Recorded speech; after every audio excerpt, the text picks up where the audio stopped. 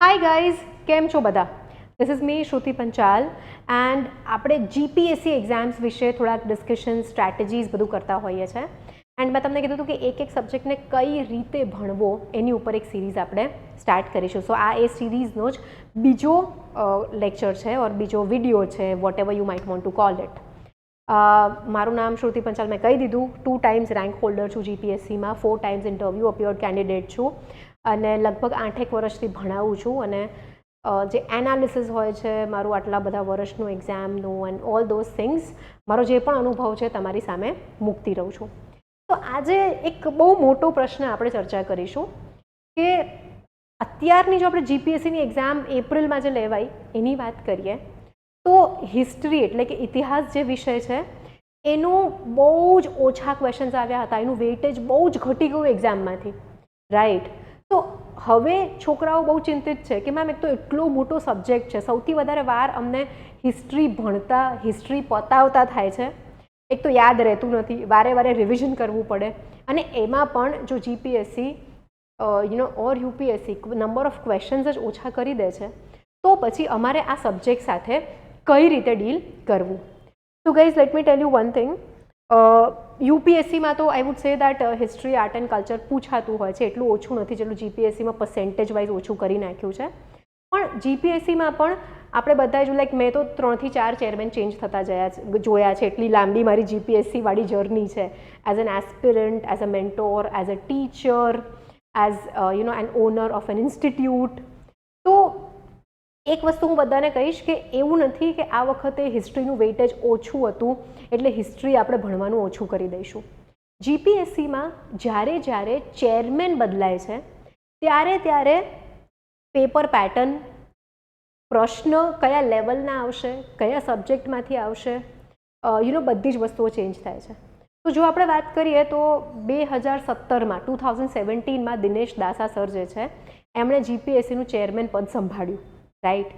હવે એની પહેલાં 2014માં એક્ઝામ થઈ હતી, 2014માં, અને એમાં મેન્સમાં ઓપ્શનલ હતું, એ સબ્જેક્ટિવ હતું, અને મેન્સની અંદર જીએસ જે છે ને એ એમસીક્યુ ફોર્મેટના હતા. તો મેં મારી લાઈફનું સૌથી પહેલું કોમ્પિટિટિવ એક્ઝામનું ફોર્મ જે છે 2017માં ભર્યું હતું, અને પહેલી વખત આ એક નવું આવ્યું હતું કે ભાઈ 6 જીએસના સબ્જેક્ટિવ પેપર્સ લખવા પડશે: ઇંગ્લિશ, ગુજરાતી, એસે, GS1, GS2, GS3. દાસા સરે બહુ જ સરસ રીતે પ્રિલિમ્સ, મેન્સ, ઇન્ટરવ્યૂ આખી પ્રોસેસ સેટ કરી હતી. વિદ્યાર્થીઓ બહુ જ ખુશ હતા એનાથી, રાઈટ? ઘણા બધા લોકો એવા હતા કે ભાઈ આટલું બધું ના લખાય, but since it was first time for everyone, આ અત્યારે જેટલો નેગેટિવ રિસ્પોન્સ આવે છે ને ચેરમેન પ્રત્યે એટલે નહોતો. કેમ? કારણ કે સર જે છે એમના પેપરમાં એરર્સ ઓછી હોતી હતી. એરર્સ બધે જ રહેવાની, માણસ માત્ર ભૂલને પાત્ર, એરર્સ ઘણી ઓછી રહેતી હતી, અને પ્રક્રિયા જે છે એ પણ સમયબદ્ધ રીતે કમ્પ્લીટ થતી હતી. એના પછી આવ્યા નલિન ઉપાધ્યાય સર. એમણે એક્ઝામનું જે ફોર્મેટ છે, જે સ્ટ્રક્ચર છે, એમાં કોઈ ચેન્જ નહોતો કર્યો, બટ એમના સમયકાળમાં આપણને જોઈ શકીએ તો એવું કહી શકાય કે લેવલ ઓફ ક્વેશ્ચન્સ જે છે બહુ ઇઝી કરી કાઢ્યા હતા. કે ભાઈ પેલા વન લાઇનર, ફેક્ચ્યુઅલ, ઇન્ડિયા બિક્સ નામની વેબસાઇટમાંથી એક જ પેજ પરથી 50 કરંટ અફેર્સના એમસીક્યુ લઈને મૂકી દેવામાં આવતા હતા, એ એક ટ્રેન્ડ જોવા મળ્યો. હસમુખ પટેલ સર અત્યારે આવ્યા છે તો ભાઈ એમને જીપીએસસી જે છે એનું લેવલ યુપીએસસી સાથે લઈ જવું છે. તો એમણે શું કર્યું? 400 માર્કની પ્રિલિમ્સમાંથી 200 જ માર્કની પ્રિલિમ કરી નાખી. યુપીએસસીની જેમ પેલું જે વેઇટેજ હતું કે ભાઈ આટલા માર્કનું આ પૂછાય, આટલા માર્કનું આ પૂછાય, એ પણ ના થયું. મેન્સ જોવા જઈએ તો ઓપ્શનલ સિવાય હવે ઓલમોસ્ટ આપણું યુપીએસસી સ્ટ્રક્ચર થઈ ગયું છે. તો મારો જે આખો અનુભવ છે એના પ્રમાણે એવું નથી કે એપ્રિલ 2025ની એક્ઝામમાં હિસ્ટ્રીનું વેઇટેજ ઓછું થઈ ગયું તો આપણે હિસ્ટ્રી ભણવાનું ઓછું કરી દઈશું, રાઈટ? નવા ચેરમેન આઈ થિંક 1-2 મહિનામાં અપોઇન્ટ થઈ જશે. This is what I feel, looking at all the circumstances going around. હવે નવા ચેરમેન આવશે તો એ એમની એક નવી થોટ પ્રોસેસ લઈને આવશે. તો આપણે એક આટલો મોટો સબ્જેક્ટ જે છે એને ઇગ્નોર તો ના જ કરવો જોઈએ. તો this is what I would want to say about history. And હવે હિસ્ટ્રી કઈ રીતે ભણીશું, કઈ બુક્સ વાંચવાની છે, કઈ રીતે આન્સર રાઇટિંગ કરવાનું છે, કઈ રીતે એમસીક્યુ પ્રેક્ટિસ કરવાની છે, આ બધી જ વસ્તુઓ આપણે સાથે આજે ડિસ્કસ કરીશું. ઓકે, ઓલ્સો ચાલુ કરીએ પહેલાં હું કહી દઉં that we are having limited spots open. આ ગુરુવારથી એટલે કે 31 જુલાઈથી હિસ્ટ્રી સબ્જેક્ટ સ્ટાર્ટ થઈ રહ્યો છે અમારી ફાઉન્ડેશન બેચમાં. એન્ડ વિથ એવરી સબ્જેક્ટ પેલું રોલિંગ સિસ્ટમ હોય છે, બધી જ ઇન્સ્ટિટ્યૂટમાં હોય છે. સો આઈ વુડ સે દેટ 31 તારીખથી 5 to 6 સીટ્સ ઓપન થઈ રહી છે. જો તમને એકદમ ગાઈડેડ વેમાં મેન્ટોરશિપ સાથે પ્રિપેરેશન કરવી હોય દેન યુ કેન કોલ અસ. ડિસ્ક્રિપ્શનમાં નંબર આપ્યો છે. બસ આટલું જ કહેવું છે. હવે હિસ્ટ્રી પર આવી જઈએ, કારણ કે પછી ઘણા બધા સ્ટુડન્ટ્સ કહે છે કે મેમ મુझे તો અબ પતા ચલા કે આપ પढ़ाते भी हो. તો યસ ભાઈ, ભણાવીએ જ નહીં યાર, કેમ ના ભણાવીએ છોકરાઓને. સૌથી પહેલાં તો આપણે બુક્સ કઈ વાંચવાની એ બહુ જ ઇમ્પોર્ટન્ટ છે. Very very very very very important છે ને.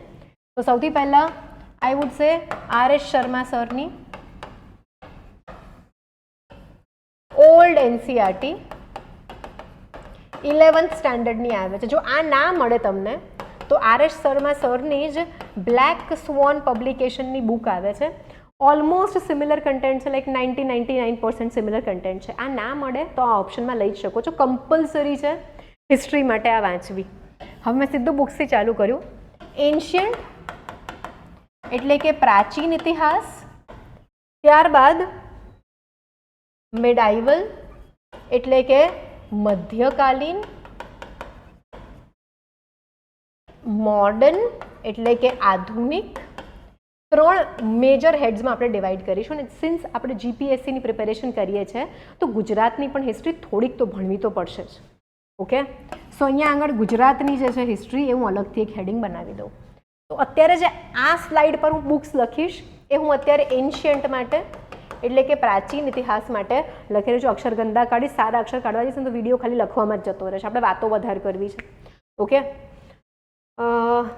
એના પછી RS શર્મા જે બુક છે ને એમાં તમને કોન્સેપ્ટ કે ભાઈ કઈ વસ્તુ કેમ થઈ, એના સર્કમસ્ટેન્સીસ શું હતા, કેમ આવું થયું, ઓલ ધોઝ થિંગ્સ બહુ જ સરસ રીતે આન્સર કરે છે. પણ અંદર લુસેન્ટ જેટલા ફેક્ટ્સ નથી. તો ફેક્ટ્સ જે ઓછા છે RS શર્મા સરની બુકમાં એને આપણે કમ્પન્સેટ કરવા માટે લુસેન્ટ પણ વાંચવી પડશે અને એના ફેક્ટ્સ જે છે એ આમાં એડ કરીશું. ત્યારે આપણે પ્રિલિમ્સ રેડી થઈશું. આટલું જ નહીં, જ્યારે પણ તમે એન્શિયન્ટ હિસ્ટ્રી વાંચો તો એની સાથે આર્ટ એન્ડ કલ્ચર એ પણ સાથે લઈ જ લેવાનું. કયા રાજાએ શું બનાવડાવ્યું, કયા રાજાના સમયમાં કયા પ્રકારની શિલ્પકલા એટલે કે કયા પ્રકારના સ્ક્રિપ્ચર્સ બની રહ્યા હતા. શિલ્પકલા is not scriptures exactly, but 2-3 things કે ભાઈ કયા ગ્રંથ લખાયેલા scriptures. Okay, what kind of monuments were build, what kind of sculptures were build, all this things આપણે સાથે સાથે જ કરતા જવાનું. એક હોલિસ્ટિક અપ્રોચ રાખવાનો છે આપણે પ્રિપેરેશન માટે. હવે એન્શિયન્ટ હિસ્ટ્રી માટે પ્રિલિમ્સ માટે આટલી બુક્સ ઇનફ છે.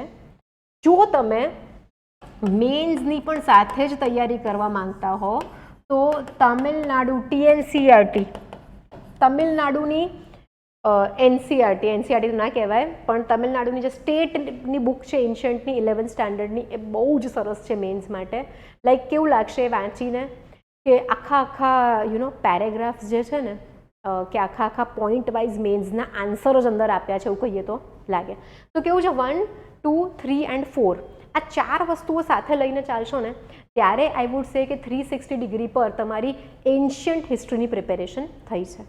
હવે જ્યારે પણ આપણે હિસ્ટ્રી ભણીશું તો એન્શિયન્ટ અને મોડર્ન પર વધારે ધ્યાન આપીશું. મેડાઇવલ એટલે કે મધ્યકાલીન ઇતિહાસમાંથી એટલા પ્રશ્ન નથી આવતા. તો અહીંયા આપણે શું કરીશું, લ્યુશન્ટની બુકમાંથી મેડાઇવલ જે છે હું આ બહુ સ્ટ્રોંગલી સજેસ્ટ કરું છું કે એના માટે બીજી NCERT વાંચવાની જરૂર નથી. એના માટે આપણે માત્ર ને માત્ર લ્યુસેન્ટ વાંચી લઈશું તો આપણા મેડાઇવલ હિસ્ટ્રીના જે ક્વેશ્ચન્સ જે છે ને એ મોટી આવી જશે.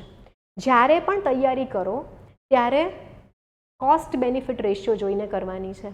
એવું નથી કરવાનું કે ભાઈ આપણે જે વસ્તુ પૂછાતી જ નથી એની પાછળ 500 કલાક લગાવી દીધા, બિલકુલ નહીં. રાઈટ, સ્માર્ટ વર્ક કરવાનું છે, હાર્ડવર્ક પણ ઘણું બધું કરવાનું છે, પણ સાથે સ્માર્ટ વર્ક વગર કંઈ જ થશે જ નહીં.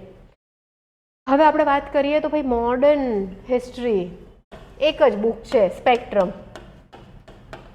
રાજીવ આહિર સરે લખી છે, સ્પેક્ટ્રમ નામક બુક છે. અને ગુજરાતની જો આપણે વાત કરીએ તો ઈશ્વર પડવી સર, પડવી પણ બોલે છે અમુક લોકો, ઈશ્વર પાડવી સર પણ બોલે છે. હું એમને પર્સનલી નથી ઓળખતી so I don't know what exact pronunciation is, પણ ઈશ્વર પાડવીની બુક કહેશો તો આપને કોઈ પણ બુક સ્ટોરમાં મળી જશે. તો સૌથી પહેલાં તો આપણે કોઈ પણ સબ્જેક્ટની તૈયારી ચાલુ કરીએ તો આપણને ઓથેન્ટિક બુક સોર્સિસ ખબર હોવા જોઈએ. હવે ઓથેન્ટિક બુક સોર્સિસની વાત હું કેમ કરું છું, લાઈક આજે જ અમારા ક્લાસમાં થયું, અમારો છોકરો કહેશે કે મેં કંઈ પણ લીધું વિડીયોમાં, પણ મને મજા આવે તમારા લોકો સાથે વાતો કરવાની. તો સ્પીપાની હમણાં એક્ઝામ ગઈ ને લાસ્ટ સન્ડે, તો અમારું જે ફાઉન્ડેશન બેચ છે એની અંદર અમે છે ને રોજ જે ધ હિન્દુ ન્યૂઝપેપર છે એનું ડિસ્કશન કરીએ. તો હમણાં 2-3 દિવસ છુટ્ટી પાડી મેં, સો આજે જ અમે હમણાં જ એ લેક્ચર પતાવીને પછી હું આ વિડીયો કરવા બેઠી. તો એક સ્ટુડન્ટ કહે કે હું નામ નહીં લઉં એનું, એને કદાચ એવું લાગશે કે મેં મારું નામ કહી દીધું.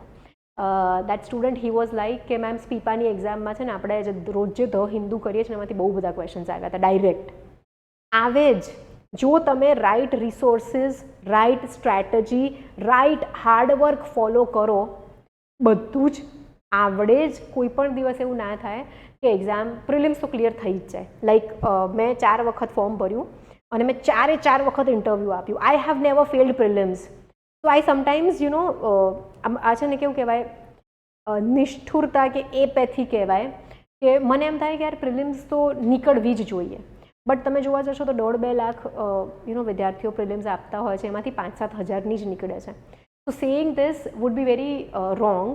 But I have to say કે ભાઈ આપણે તૈયારી એ રીતે કરવી જોઈએ કે પ્રિલિમ્સ જો છે બહુ ક્વોલિફાઈંગ લેવલની એક્ઝામ હોય છે, બેઝિક નોલેજ અને કોન્સેપ્ટ ક્લિયર થઈ ગયા તમારા, તો પ્રિલિમ્સ તો ક્લિયર થવી જ જોઈએ. તો એના માટે આપણને right book list, right strategy અને ભાઈ પ્રીવિયસ યર ક્વેશ્ચન આટલું કરી લો.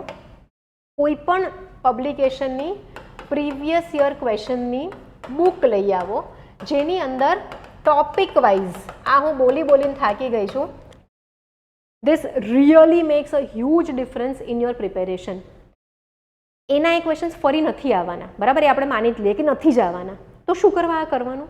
કયા ટોપિકમાંથી કઈ રીતના પ્રશ્ન પૂછાય છે, પ્લસ તમે જે સોર્સ વાંચી રહ્યા છો શું એમાંથી તમે 80% PYQ આન્સર કરી શકો છો? તો તમારો સોર્સ સાચો. પ્લસ કયા ટોપિકમાં કઈ ઇન્ફોર્મેશન યાદ રાખવાની છે, કયા ચેપ્ટર્સમાંથી કે કયા ટોપિક્સમાંથી વધારે ક્વેશ્ચન પૂછાય છે, હું તો તમને કહેતી જ રહીશ. બટ તમને યાદ હોય તો મેં GPSCની પ્રિલિમ્સ પહેલાં એક વિડીયો કર્યો હતો કે હિસ્ટ્રી, આર્ટ એન્ડ કલ્ચરનું વેટેજ ઓછું રહેશે, પણ તો બી આટલા ટોપિક કરીને જજો. પોલિટી, ઇકોનોમી, જિયોગ્રાફી બધાના ટોપિક્સ આપ્યા હતા. અને પછી સ્ટુડન્ટ્સના બહુ જ બધા કોલ્સ આવ્યા હતા કે મેમ તમે કીધું તો એમાંથી બહુ જ બધું પૂછાયું. ઓબ્વિયસલી પૂછાય. ઇટ્સ નોટ દેટ કે ભાઈ મારા હાથમાં કોઈ મેજિક વોન્ડ છે, જાદુઈ છડી છે. ઇટ્સ જસ્ટ દેટ કે ભાઈ આટલા વર્ષોનો અનુભવ હોય એટલે અમે આવું એનાલિસિસ રોજે કરતા હોઈએ. Like I do it like with every exam. And that is why ભાઈ મેં 4 પ્રિલિમ્સ ક્લિયર કરી, મેન્સ લખી, ઇન્ટરવ્યૂ આપ્યું અને 2 વખત રેન્ક આવ્યો 66 અને 9th. એના વખત થાય જ નહીં. હવે લેટ્સ ટોક અબાઉટ કે ભાઈ કયા ટોપિક્સ ઇમ્પોર્ટન્ટ છે અને કઈ રીતે ભણવાનું છે, કઈ રીતે એની નોટ્સ પણ સાથે સાથે બનાવતા જશો. રાઈટ? સબ્જેક્ટ સ્પેસિફિક નોટ્સ અલગ અલગ રીતે બનશે. સો અત્યારે સૌથી પહેલાં તો હું તમને કહીશ કે રાજવંશ, ડાયનેસ્ટીઝ, એન્શિયન્ટ હિસ્ટ્રીમાં ડાયનેસ્ટીઝ યાદ રાખવામાં આપણને બહુ તકલીફ થાય છે. મને પોતાને થતી હતી એટલે મને ખબર છે, અને આઈ એમ શ્યોર બીજા ઘણા બધા લોકોને થતું હશે. તો શું કરો, જે રાજવંશ છે કે ડાયનેસ્ટી છે એના માટે છે ને એક ટેબલ ફોર્મમાં નોટ્સ બનાવી દો, બરાબર? હવે આ ટેબલ જે છે એમાં કેવી રીતે બનાવવાનું છે, હું એક રફ બનાવીને બતાડું બધાને. અહીંયા આડી લાઈન તો આઈ થિંક તમને બધાને દેખાય જ છે, પણ ચલો ને દોરી દઈએ. અમુક લોકો કહેશે મેમ નથી દેખાતી. તો અહીંયા આગળ સિરિયલ નંબર, અહીંયા આગળ લખી દો ભાઈ મૌર્ય, અહીંયા લખી દો ગુપ્ત, અહીંયા લખી દો વર્ધન એટલે હર્ષવર્ધનવાળી ડાયનેસ્ટી, અહીંયા બીજી તમારે જે પણ સાઉથ ઇન્ડિયન ડાયનેસ્ટીઝ આખું લિસ્ટ બનાવી દો. પિન પેજ લઈ લેજો, થઈ જશે. અહીંયા આગળ આપણે એનું યર, સ્થાપનાનું યર જોઈશું. ગોખવાનું નથી, કોઈ જ પૂછતું નથી, પણ આપણને મગજમાં એક ટાઈમલાઈન યાદ રહેવી જોઈએ અને આ સિક્વન્સ પણ ટાઈમલાઈન પ્રમાણે જ બનાવજો છોકરાઓ, પ્લીઝ. ઓકે? આના પછી આપણે ફર્સ્ટ કિંગ ના યર પછી હું લખીશ કે ભાઈ રેફરન્સ. આનો પુરાવો આપણને ક્યાંથી મળ્યો છે, કયા અભિલેખથી, કયા ઇન્સ્ક્રિપ્શનથી આપણને આ ડાયનેસ્ટી વિશે જાણ થઈ છે. ફોર એક્ઝામ્પલ ચોલા ડાયનેસ્ટીની વાત કરીએ તો ઉત્તર મેરુર ઇન્સ્ક્રિપ્શનથી આપણને મળ્યું છે. હવે ખાલી પ્રિલિમ્સ માટે નહીં, મેન્સ માટે પણ આ ઇમ્પોર્ટન્ટ છે, કારણ કે ઇન્ટ્રોડક્શન જ્યારે પણ તમે લખશો મેન્સમાં હિસ્ટ્રીના ક્વેશ્ચન્સનું તો ડાયનેસ્ટી સ્પેસિફિક ક્વેશ્ચન્સ માટે કયા ઇન્સ્ક્રિપ્શનથી કઈ માહિતી મળી છે એના સિવાય બીજું કોઈ પરફેક્ટ એટલું મને તો બહુ જ ગમે કે ભાઈ માર્ક્સ બી સારા આવે. બહુ જ સરસ પ્રકારનું એક તમારું ઇન્ટ્રોડક્શન બની જશે. હવે આગળ ફર્સ્ટ કિંગ કોણ છે, આના એડમિનિસ્ટ્રેશનમાં ઇમ્પોર્ટન્ટ પોસ્ટ કોની છે, એના પછી આપણે કહીશું કે સૌથી ફેમસ કિંગ કોણ છે, પછી આપણે કહીશું કે ભાઈ કરન્સી પૈસા કેવા હતા એના ટાઈમમાં, એના પછી આપણે કહીશું કે ભાઈ યુદ્ધ કોની સાથે કર્યું, એના પછી બીજું એક બનશે કે ભાઈ આર્ટ એન્ડ આર્કિટેક્ચર, ભાઈ મંદિર કે કયા સ્થાપત્ય કે શું બનાવડાવ્યું. તો અને નીચે એક એડિશનલ ઇન્ફોર્મેશન. એટલે શું થશે, તમારી પાસે એક આખા ચાર્ટની ઉપર જે બહુ જ અઘરો ડેટા યાદ રાખવાનો છે એ આવી જશે. રૂમમાં ચોંટાડી દો, આવતા જતાં જોતા રહેજો, સવારે ઉઠીને જોજો, ઊંઘતા પહેલાં જોજો, આ બધું મગજમાં એટલું સરસ બેસી જશે, કડકડાટ આવડી જશે. આ તો એક એકદમ સિમ્પલ ફોર્મ કહું છું તમને, હજી આગળ બહુ બધું કરવાનું છે હે ને. We are not stopping here. તો રાજવંશ આવી રીતે ભણવાના છે. ઇન્ડસ વેલી સિવિલાઇઝેશનમાં પણ આ જ કરો. જો હિસ્ટ્રી માટે જો યાદ રાખવું હોય તો ચાર્ટ્સથી બેટર કંઈ છે જ નહીં. તો ઇન્ડસ વેલી સિવિલાઇઝેશનમાંથી ક્વેશ્ચન આવે જ પ્રિલિમ્સમાં, રાઈટ. કદાચ કોઈક વર્ષ ના આવ્યો પણ યુઝ્યુઅલી આવે. બહુ ઇમ્પોર્ટન્ટ ટોપિક છે, પહેલો જ ટોપિક છે. તો ઇન્ડસ વેલી સિવિલાઇઝેશન, વેદાસ છે, બુદ્ધિઝમ, જૈનિઝમ. તો હવે બુદ્ધિઝમ અને જૈનિઝમની કમ્પેરિઝનનો એક ચાર્ટ બનાવી દો. એ બંનેની વચ્ચે શું ડિફરન્સીસ છે એનો ચાર્ટ બનાવી દો. સમજાયું? ડાયનેસ્ટીઝ તમારી બધી આમાં કવર થઈ જશે. મધ્યકાલીનમાં કેવું થશે કે ડાયનેસ્ટી નહીં, રાજાવાળું બનાવવું પડશે. તો ભાઈ મુગલ છે એમાં 1 2 3 4 5 6 રાજા. તો ભાઈ કોણે શું બનાવડાવ્યું, કોના કોર્ટમાં કયા પોએટ હતા, કોણે કઈ કૃતિ લખી છે. આની અંદર તો હજી ઘણી બધી વસ્તુઓ એડ થઈ શકે એમ છે. આ તો મેં તમને એક સેમ્પલ ટાઈપ બતાવ્યું. You can make something like that. આજે છે ને હું એસી ચાલુ કરવાનું ભૂલી ગઈ છું, રેકોર્ડિંગ ચાલુ કરી દીધું, મેં એસી ચાલુ નથી કર્યું, પણ હવે ચાલશે, બ્રેક નથી લેવો. આનાથી હવે કેવું થશે કે ખબર છે, તમે આ પીવાયક્યુ જોડે રાખતા જશો ને એટલે તમને જાતે ખબર પડતી જશે કે આમાં બીજા કયા હેડિંગ્સ આપણે એડ કરવાના થાય છે, કે કઈ ઇન્ફોર્મેશન આપણને ખબર હોવી જોઈએ.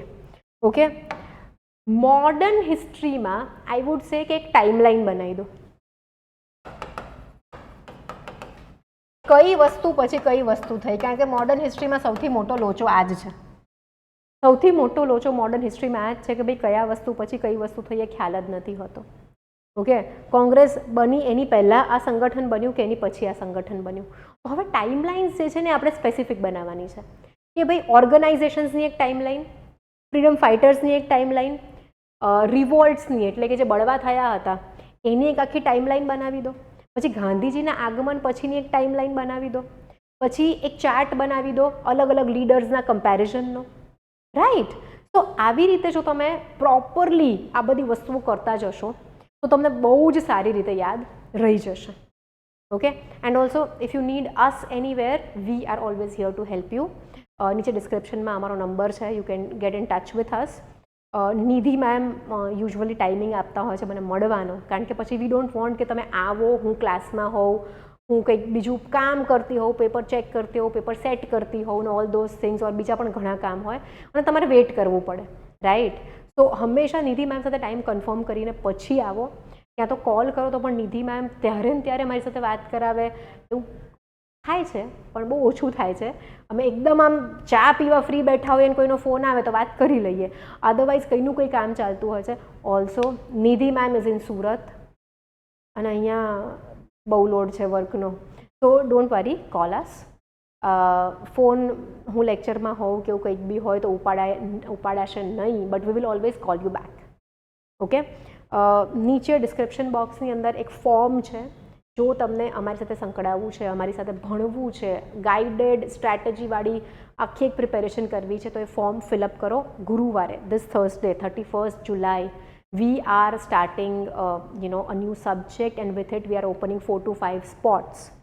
So please get in touch with us if you need us. કોઈ પણ પ્રકારનું ગાઈડન્સ જોઈતું હોય, કંઈ પૂછવું હોય, anything, you can always count on us. Thank you very much guys. Bye bye, take care, see you.